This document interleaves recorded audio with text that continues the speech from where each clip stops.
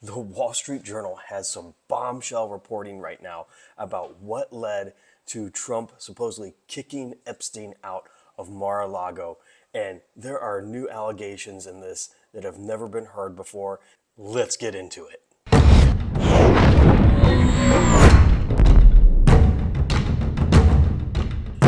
Be sure to hit that subscribe button, like this video, share it with your friends. Now, so much coming out today. We are learning now that Trump was sending employees of his spa, mainly young women, on house calls to Epstein's nearby home for massages and other spa services. Well, we know what that means because this all came to an end in 2003 when an 18-year-old went to a house call at Epstein's house and was pressured into having sex with Epstein. She refused, came back, complained to her manager. It went to HR. The manager sent a fax to Trump explaining what had happened and asked Trump to kick Epstein out.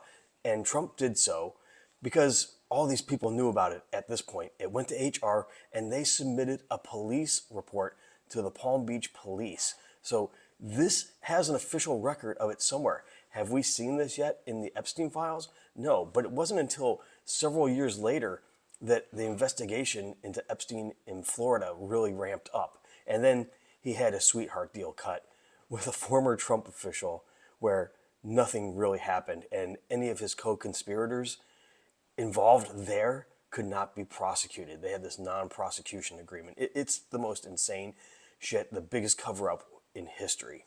But what happened there is being told now, and this is coming from former Mar-a-Lago employees, former Epstein employees, beauticians, and it is stunning, stunning stuff. And house calls were sort of normal for on property at Mar-a-Lago, but not off property, and not to people who were not paying members of Mar-a-Lago. Epstein was not a paying member.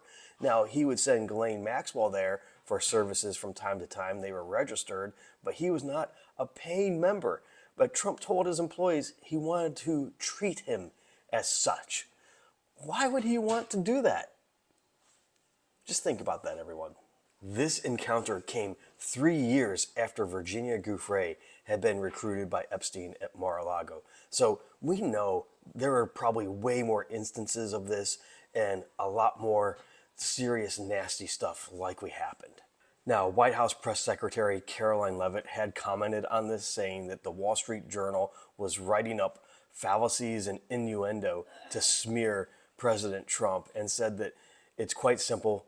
Trump kicked Epstein out for being a creep, but it's really not quite that simple, as the files show, and what we got from the House Oversight Committee and the emails shows that Trump and Epstein had remained in touch and were in communication, getting together, and didn't have this big falling out. He wants to make it seem like they were in communication all the way into his first term as president, pretty much up until when Epstein was arrested.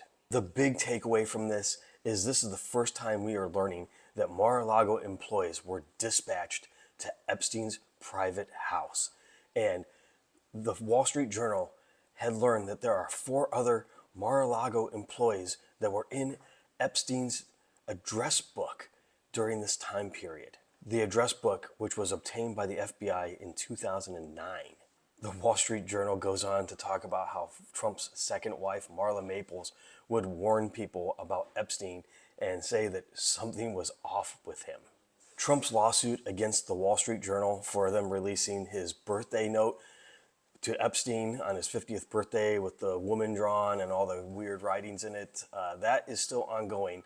The New York Times has moved to have that case dismissed, so we'll see if that happens because all that's come out now in the Epstein files, so we know that it is real.